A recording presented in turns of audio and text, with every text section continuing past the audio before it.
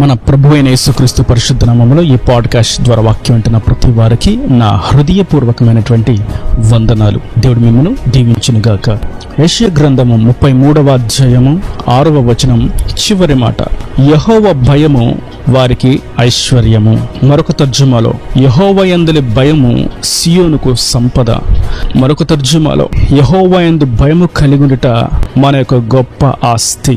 చదివినటువంటి వాక్య భాగంలో మనం గమనించినట్లయితే ఐశ్వర్యం సాధారణంగా ధనంలోనూ కలిగిన సంపదలోనూ ఉంటుంది. కానీ ప్రభు ఒక క్రొత్తదైనటువంటి శైలిలో, ఒక ప్రత్యేకమైనటువంటి కోణంలో మనకు తెలియజేస్తున్నాడు, మీ యొక్క నిజమైన ఐశ్వర్యము, ఆస్తి, సంపద నా యందు కలిగి ఉండేటువంటి భయములో దాగి ఉన్నది అని. మనం దేవుని యొక్క జ్ఞానాన్ని పొందుకున్నప్పుడు, లేదా దేవుని యొక్క ఉద్దేశాన్ని తెలుసుకున్నప్పుడు, లేదా దేవుని చక్కగా పూర్ణ హృదయంతో ఆరాధిస్తున్నప్పుడు దాని యొక్క సంపూర్ణత, దాని యొక్క పరాకాష్ఠ దేవుని యందు భయము కలిగి ఉన్నట్లుగా చేస్తుంది. ఒకవేళ దేవుని యందు భయము లేదు అంటే మిగిలిన పనులు జరగలేదు అని అర్థం. ఆరాధించుటయే గాని, స్తుతించుటయే గాని, కృతజ్ఞత కలిగి ఉండుటయే గాని, ఆయన చిత్తాన్ని తెలుసుకుని ఉండుటయే గాని, ఆయన ఆజ్ఞానుసారంగా జీవించి ఉండుటయే గాని ఇవేవి జరగలేదు అన్న సంగతి వాస్తవం. ఒకవేళ అవన్నీ జరిగి ఉన్నట్లయితే దానిని మనం ఒక్కొక్క మెట్టు ఎక్కుతూ పైకి వెళ్ళినట్లయితే చివరిగా మనకు దక్కేది ఆయన యందు భయము. మనము ఆయన యందు భయము కలిగి ఉన్నాము అంటే మనం ఒక ఉన్నతమైనటువంటి ఆధ్యాత్మిక స్థితికి చేరి ఉన్నాము అన్న సంగతి కూడా ఎంతో వాస్తవం. మనం దేవుని యందు భయభక్తులను గురించి అనేకమైనటువంటి లేఖనాలను చూస్తాం.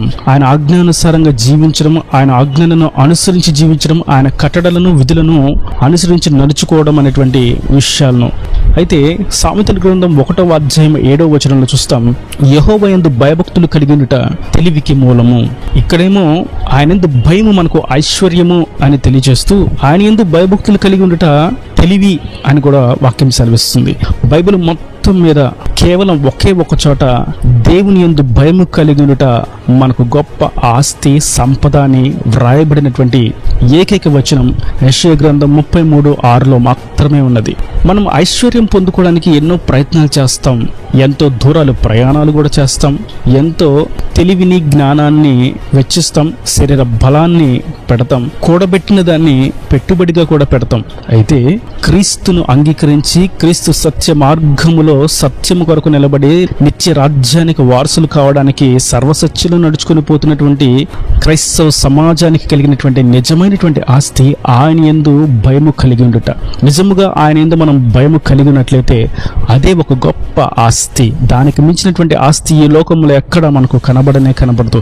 ప్రపంచంలో నలుమూలలకు వెళ్లి సంపదను సంపాదించిన, వివిధ దేశాల సంపదను కూర్చుకున్నప్పటికీ ఆయన యందు భయము లేకపోతే ఆయన దృష్టిలో మనం నిరుపేదలమే. ఆయన దృష్టిలో మనం ధనవంతులముగాను, సంపద కలిగిన వారముగాను, ఐశ్వర్యవంతులముగాను నిలబడాలి, కనబడాలి అంటే మనం ఆయన యందు భయము మాత్రమే కలిగి ఉండాలి. ఎందుకంటే ఆయన ప్రతి వారిని చూస్తూ ఉన్నాడు, ప్రతి వారిని ఐశ్వర్యవంతులుగా మార్చడానికి ఆయన కోరుకుంటూ ఉన్నాడు. అది ఆయన యందు భయం కలిగి ఉండట చేత మాత్రమే.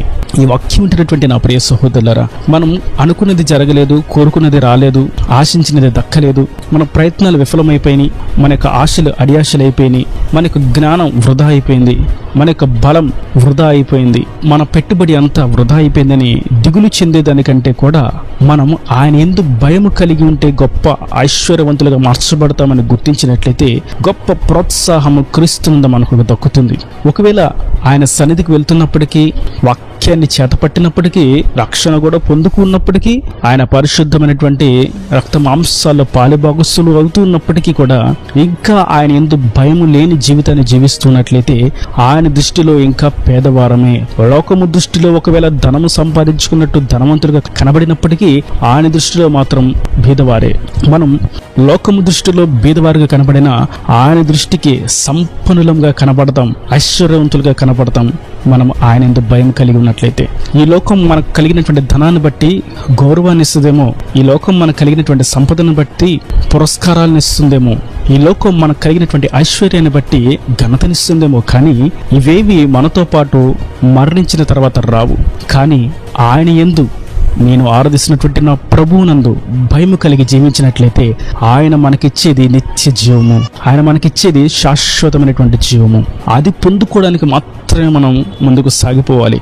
ఇది పొందుకునేటువంటి క్రమంలో లోకము దృష్టికి మనం వెర్రివారం గాను, లోకము దృష్టికి మనం బెదవారం గాను, లోకము దృష్టికి మనం ఎన్నిక లేని వారం గాను, లోకము దృష్టికి తృణీకరింపబడిన వారం గాను, చేతగాని వారం గాను కనబడినప్పటికీ మనము దుఃఖించవలసినటువంటి అక్కర లేనే లేదు.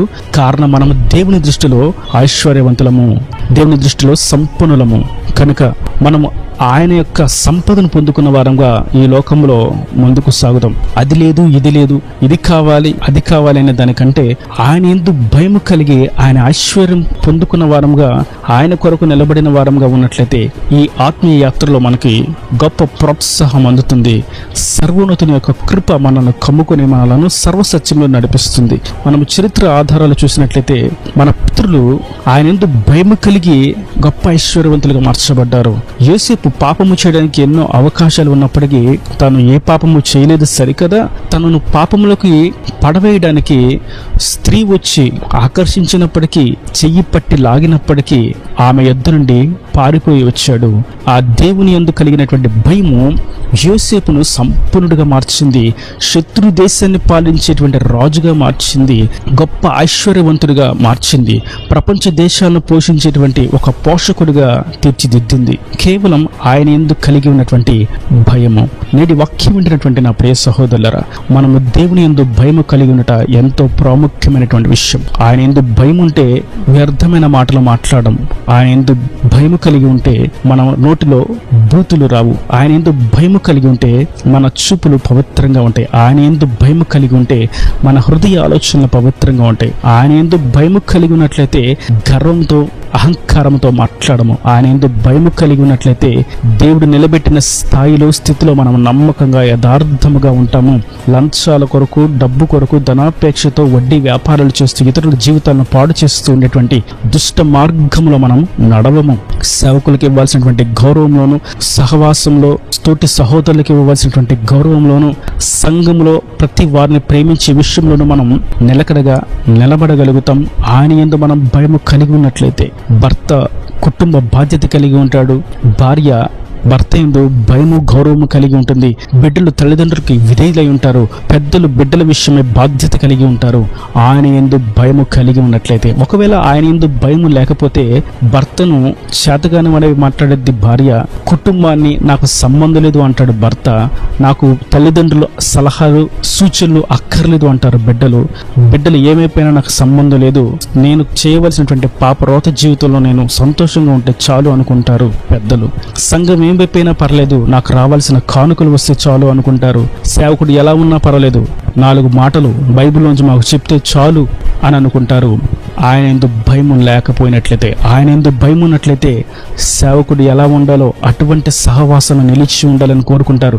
ఆయన యందు భయము కలిగి ఉన్నట్లయితే సంఘంలో ఉన్న ప్రతి బిడ్డను నేను జాగరూకత కలిగి కాపాడుకుంటూ దేవుని రాజ్యానికి వారసులయ్యేలాగా వారిని నడిపించాలనేటువంటి భారం కలిగి ఉంటారు సంఘ కాపర్లు. ఆయన యందు భయము కలిగి ఉన్నట్లయితే సేవకులు, సంఘము ఐక్యత కలిగి ఉండాలని అనుకుంటారు. ఆయన యందు భయము కలిగి లేకపోతే ఒకరంటే ఒకరికి అనైక్యత, ఒకరి మీద ఒకరికి రాగద్వేషాలు, ఒకరి మీద ఒకరికి కోపోద్రేకాలు, ఒకరిలో ఒకరికి ప్రేమలేని తత్వాలు, ఈర్ష్యలు, కల్లాలు, అల్లర్లు, ఉద్వేగాలు పెరిగిపోతూ ఉంటాయి ఆయన యందు భయము లేకపోతే.